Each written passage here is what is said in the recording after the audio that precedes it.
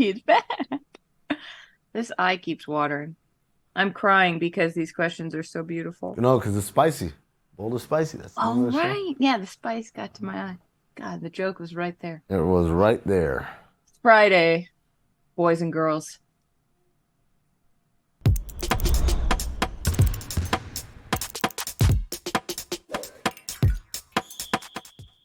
Hey guys, welcome to Oddball. I'm Amin and Elhassan. That's Charlotte Wilder right there. We've got a great show for you guys today. A little bit later, a very special edition of we read things off NBA Reddit and watch the other person react to it. I'm just gonna, you know what? This is the tease. OJ Simpson. Bang. Not Mayo. Not Mayo. OJ Simpson. That's right. The real OJ Simpson. That's the tease. Stay tuned for that a little bit later. And a little bit more, maybe. Maybe we do some hype me up. I don't know. We'll see where we go. We'll see. It's a multiverse. Sometimes we dip in and out. I may not be wearing the same clothes. Charlotte may be somewhere. Charlotte may be right here in the studio for all I know. But for now, we're going to talk about the NBA schedule, which was just released in its entirety. I know Charlotte because I got 7 million emails from every NBA team. Very excited to tell me that the schedules are out. Charlotte Wilder, before we start talking about your games you're looking forward to and all that stuff, how do you feel in general about schedule releases? I mean, I'm going to be honest, I used to think they were so dumb. I was like, oh my God, we are taking the announcement of things that will happen in the future and turning it into a TV show. Mm-hmm. Like it's like the televisation of how the NFL draft and the NBA draft have become these massive TV shows, or how, like, you know, media days become television. Mm-hmm. I'm like, okay, can we just do the thing? But now I have to admit, I get very excited for these releases. And I'm like, oh my God, give me the dirt. Because, like, so many of the NBA games especially are just about petty matchups, about, like, where's the drama off the court that we can match up on the court. And I get very excited to see what those are. So I kind of understand now turning it into a big deal. Why do you care in August, though? That's the thing. I look, as media because people, we have a basketball show in August, sure, and we need something to talk about. But I guess that's my point. We care for two reasons. One, we have a basketball show in August, so we need something to talk about, right? But we also care because we're traveling, right? And I'm going to be going up to New York doing shows with you. You're going to be coming down to Miami. And ideally, we're going to look at the schedule and say, well, what games are happening in town this week? Are we better off being here or there? You know, so that makes sense. We're trying to schedule stuff out, right? The team broadcast people, it makes sense for them because they want to know, and they got to book hotels and stuff like that. People, beat writers, other media people, for sure, right? For the fans, maybe on, like, ticket release day. That's the only day because you want to buy single game tickets to see Victor Wembanyama's first game or see when LeBron or Steph Curry come to town. I get it. But other than that, like, there's no reason why every outlet should be pushing this to people as if they should care about it, when in reality, they shouldn't care about the schedule release. They should care about when they're actually able to access the schedule or access these games. I hear you. I do think, though, that fans, especially when you get to this part of the offseason where, like, the most exciting stuff has happened, we've been waiting on the same potential trades forever, like, I know those haven't happened yet, but it's like, are they even going to happen? What's going on? I think fans need something to be like, oh, okay, it is coming. Like, we're going to get there. It's only 2 months. Comes in. Just James blowing Harden stuff up. I know. But, like, if you don't have him doing that every day, maybe a schedule release. And also, it gives fans something to get mad about, which fans love. Because check this out. Yeah. 8 teams: Pacers, Magic, Raptors, Wizards, Pistons, Hornets, Trailblazers, and Rockets each only have one nationally televised game. And there is nothing that fans like more than getting really pissed off when they think that their team has been disrespected, even though their team sucks. Well, it's not even though that, Charlotte. It's, oh, ESPN, you just don't like us, you hate us, oh, you guys never have any coverage of us, oh. And then, like, they're on ESPN and, oh, these announcers don't know anything. I'm going to watch the local broadcast. Why do you care? If it's on national TV, then why? Who cares? You're going to watch the game on your local broadcast. Like, I get it. If I'm a Hornets fan who lives in Miami, okay, or in Arizona or whatever, I get it. Like, hey, man, I don't want to have to pay for League Pass to watch my team or whatever. I get it. Okay. But if you're someone who lives in the local market and you're watching the game on your local broadcast anyway because you like Del Curry and you don't like listening to Mark Jackson or I guess now it's going to be Doc Rivers or whoever, then why do you care how many times you're on national TV? You putz. Fans just need something to feel disrespected about. They need that chip on their shoulder, and sometimes, like in August, if you're an NBA fan, you've really got to dig deep to find what that disrespect is. And I think the schedule release provides the perfect opportunity for people to get all riled up. Sports, like, people want to be happy from sports, but they also want to be miserable from sports. Amen to that. Having said that, I want to say the Indiana Pacers, I thought they should be on TV more. Like, I think this is a very exciting team. They play very fun. Tyrese Halliburton is a up-and-coming rising star. I was surprised to see they're only on one time, but, you know, I like to do this. I like to identify, like, oh, you're going to want to add them more to the schedule. Say that, like, now, and then later on people are like, you're welcome. Are there any other teams that you thought got too many games or not enough games? There's no such thing as too many games. There's no such thing as too many. Televised, I mean. Not saying that they shouldn't have gotten it, but I'm surprised that the Warriors are still the number one draw because they have the most national TV games. And I get it, they're great and they've been champions several times over. But there's a feeling, I guess, of okay, like Golden State's stranglehold on the NBA is gone, right? Now they're kind of back in the pack with everybody else competing. But TV tells us, no. You might not think of them as a favorite to win it all, but they are still a favorite in the hearts and minds of America. This is who people want to watch. The Lakers, obviously, Lakers and LeBron are always going to be there.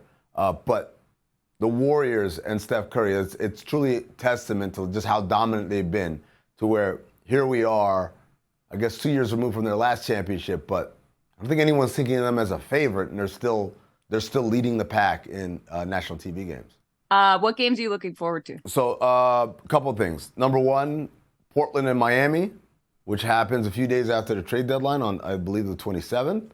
That's going to be very interesting for obvious reasons. Either Damian Lillard is there in Miami, and this is his first time facing his old team, or Damian Lillard is not there, and we're saying, hey, man, what could have been, or maybe what'll be in a few months or whatever. So either way, I think that's going to be a very interesting game.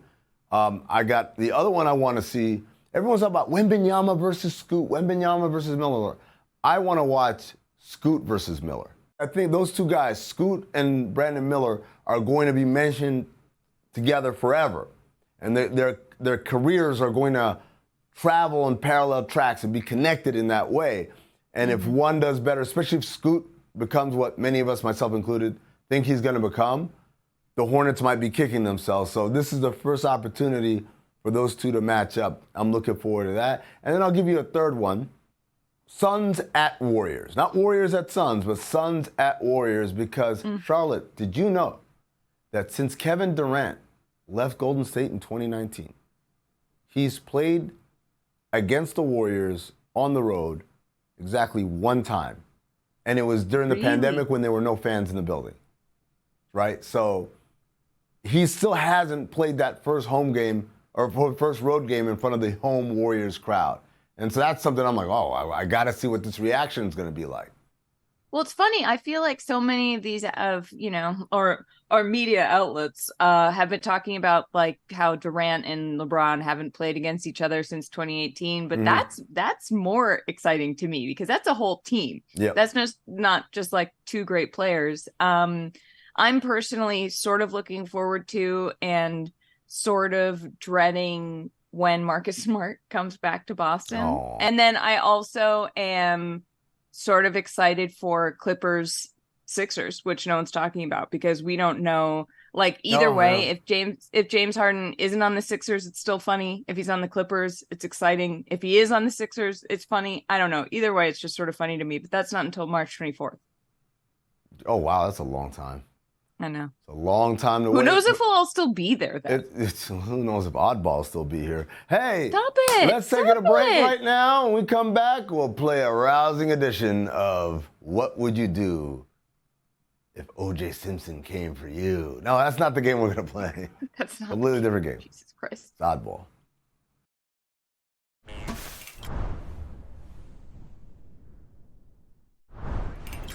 All right, it's that segment again. That segment where we read things off NBA Reddit and watch the other person react.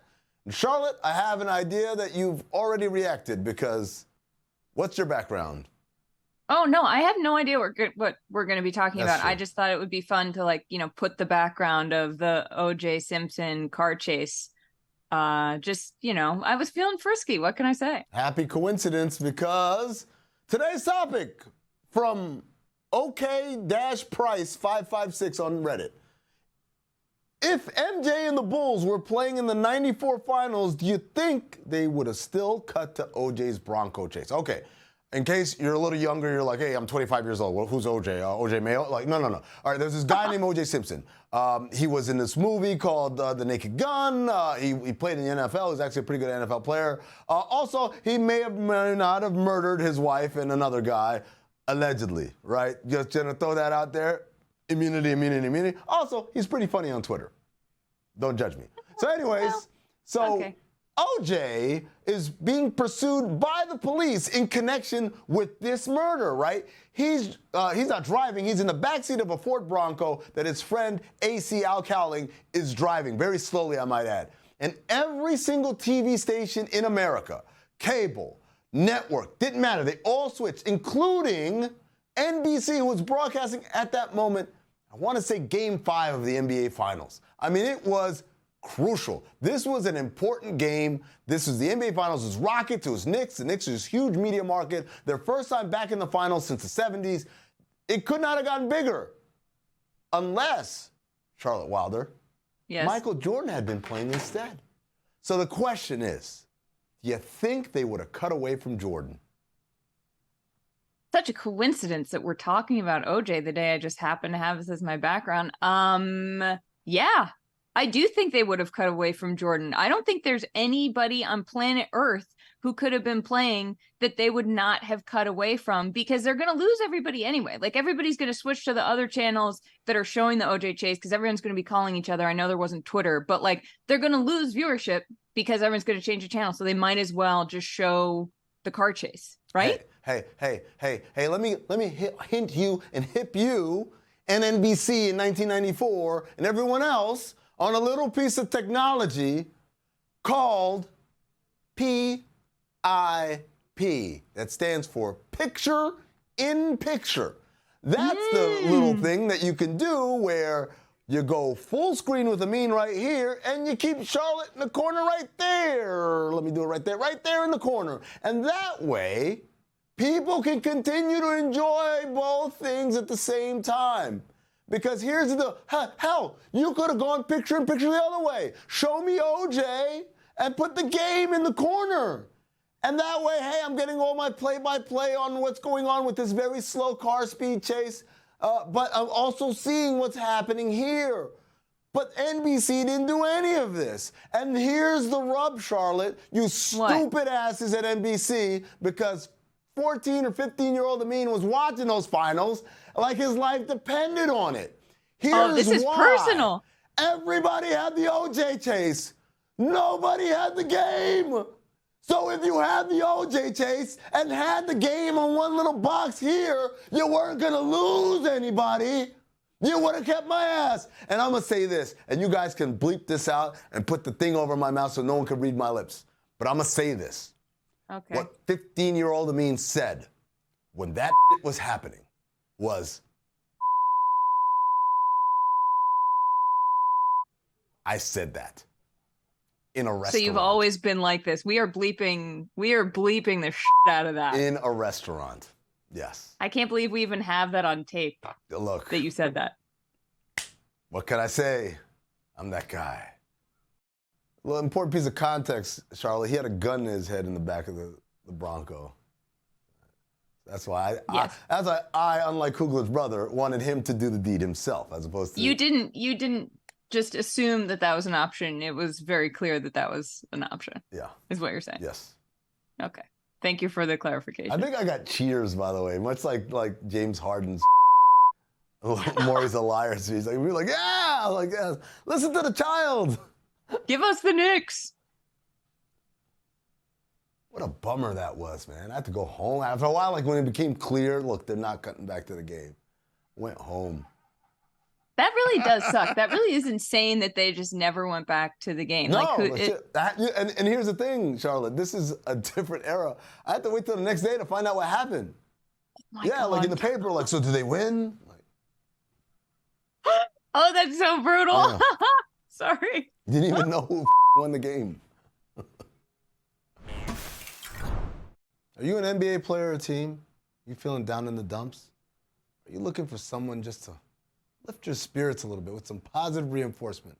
You've come to the right place. It's Oddball segment called Hype Me Up. All right, there it is. We read a name, a statement, and a hypothetical, and then the other person has to figure out a way to hype up the troops. We start with the name, Charlotte. The name is Kevin Durant. You have to hype up Kevin Durant. Kevin Durant, my dude. You are in a great position. I feel like I start every one of these with my dude. Yeah. Look, you are 34, almost 34, around there. You're no spring chicken, but you recently played pickup with Chet Holmgren, and you did okay. And I think that it's wonderful. You are lifting up a new generation of player, and you are being the leader that they need. And with the Suns, sure, you might not have a traditional point guard anymore, but Bradley Beal's going to do an amazing job. You got Devin Booker, the player that Amin thinks is the best and talked about the least. You're going to win a championship. I hate when you're laughing the whole time I'm doing that, and I'm like, what am I saying that's wrong? You always start with, like, look, you're no spring chicken, let's face it. You only got a couple years left on this earth. Like, you always start with a massive negative. This is how you hype people up? Yeah, I want them to be real low so it's easier to lift them up. Wow, it was a real pickup artist over here. Yeah, I'm giving you yours. Yours. Here's your name, Greg Popovich. Greg Popovich. Oh, Pop, congrats.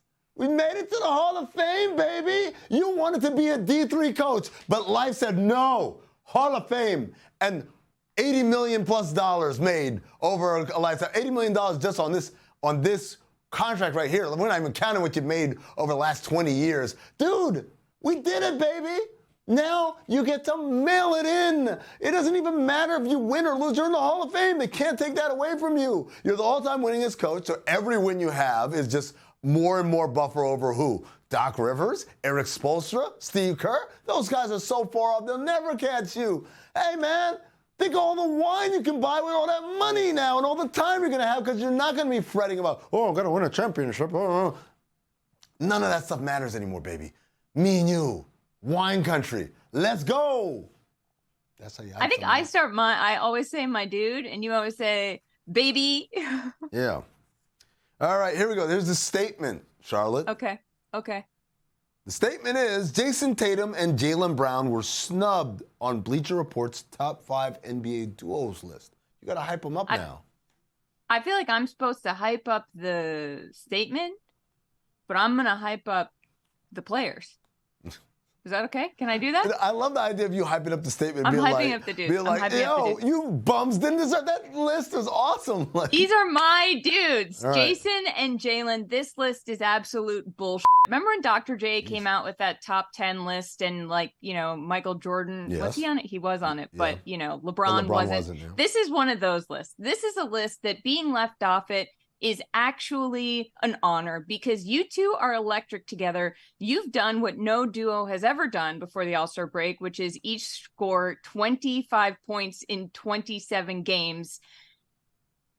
Come on, you guys are the men. You are going places together, and you both are on big deals with the Celtics. And Jason even said that he was happy for Jaylen. So this list is garbage, and I'm going to make a list, and you two are going to be the only ones on it. One of my favorite things is when grammar makes an unexpected appearance. You wanted to say like, yo, you're the man, and so you guys are the men, because that's the plural of man. All right, what's my statement?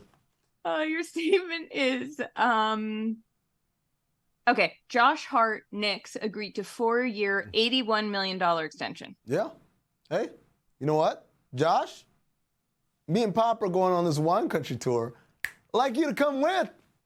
Let's put your $80 million with Pop's $80 million, and now we got $160 million worth of wine and travel and cuisine and culture. Josh, you did it. You were a kind of looked over guy in college. Like everyone said, oh yeah, he's a good player, but can he be a pro or whatever? Like he's a little undersized. Nope. You said to them, you guys got me wrong. I'm a player. I play bigger than what my size is. I'm an incredible rebounder. I have Charlotte throwing up elbows and... I'm acting out. You're hyped me up. Wow, okay. Well, now you threw me off. Josh, this is a dream come true. You get to play in a city that's only a couple hours away from where you grew up. You get to play with your buddies that you went to college with, Dante DiVincenzo and Jalen Brunson. You get to play across the river from your other buddy you went to college with, Mikal Bridges, who only makes like $10 million more in his contract than you do in yours. So, like, you get to look down on, I guess Dante DiVincenzo's the broke boy of the group. So, hey, man, enjoy being young and rich in New York City. And I'll see you at a Dreamville concert because I know you're a big Dreamville fan. Wow. Charlotte, your hypothetical is Anthony Edwards is fined $50,000 4 months after swinging a folding chair that struck 2 bystanders after a game. Graphics department, please put on here, this is a hypothetical. This isn't real. We are not reporting that Anthony Edwards was fined $50,000. We are not reporting that he hit someone with a folding chair after a game. Charlotte, hype him up. Anthony, this is the best possible situation. You just signed what, a $260 million deal, and you're only getting fined $50,000. You are good to go. And let's assume that people didn't get hurt. This is just no suspension. You're golden, my dude. I don't even need to say anything else because you're already like, oh, I don't have to lose that much money. I was really, really, really terrified for a second because you didn't call him your dude at first. And I was like, Anthony, I don't know if this is sincere or not. She just went into it and she's just giving you advice here. But then you brought it around and you called him my dude in the middle, and I can breathe easy now. Anthony Edwards, you're fine. Charlotte. Thank you. I mean, that's actually the most famous way to hype people up. You call them my dude and they're ready to run through a wall. But you call him my dude midway through the speech. I think that's another layer that you're showing us here. Thank you. All right. All right. Are you ready? Yes, I am. Pascal Siakam leaving Toronto behind for Atlanta. Again, hypothetical. Yes. All the graphics everywhere. Hypothetical. Pascal, I lived in Atlanta for several years. Buddy. Lou Williams was in line about them lemon pepper wings, buddy. Go down to Magic City. I know everyone's going to think, oh, he's sending you to a house of ill repute. Trust me on this one. The wings are phenomenal. And the scenery is also one to be desired. Look, Atlanta's a fun town, man. A fun town. There's a lot to do. There's an airport that gets you anywhere in the world pretty much on a direct flight. The food is great. There's a lot of college sports if you want to kind of go back and kind of experience something that you didn't in New Mexico or New Mexico State, wherever the hell you went to school. That's not college. College is like going to a Morehouse game, going to a Spelman game, going to a Clark Atlanta game, basically any of the AUC schools right there. You go there, you hang out there, and by the way, it's so cheap compared to like everywhere else, compared to Toronto for sure. Your money, your max money that you sign on your extension, you won't even touch it. The residuals on your NBA paraphernalia stuff alone is going to buy you like a 6-bedroom, 5-bathroom, 6-car garage mansion somewhere in Buckhead. Trust me, buddy. And also, me, Josh Hart, Greg Popovich, we're all getting together. We're doing a thing. So I'd love it if you joined us as well. Can I come? No. Anyway, that was another edition of Hype Me Up. There you go. I'm taking this off. Hold on. Thanks for watching Oddball. Up next, Pablo Torre's gardening show. He gardens? Well, In a sense. Does it call a sod ball? Yeah. That's called a callback, kids.